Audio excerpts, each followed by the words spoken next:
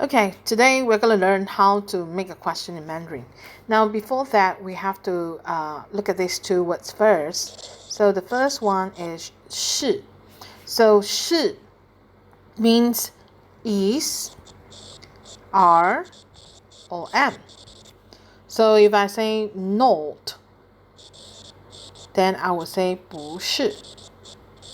So it means not in Mandarin. Okay, so I am, 我是.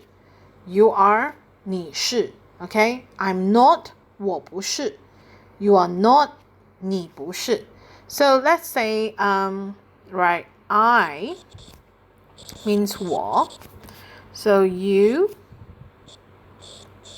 it's 你. Alright, so if I want to say I am a teacher, so 我是老师. Okay, so you are a student. 你是学生. Okay, so they are friends. Okay, they. So in Mandarin we call it 他们. So they are, 他们是 friends, 朋友. Okay, now, how do we make question? There are two ways. The easiest way, the first way is just putting this word at the back of the sentence. Okay, so if I want to say, are you a student? Okay, are you a student? So we start out with a sentence, positive statement. Are you a student? So we have to think of you are a student. So 你是学生 and then put a 吗 at the back. It becomes a question. 你是学生吗? Alright, so if I want to say, are they friends? So let's make a statement first, positive statement.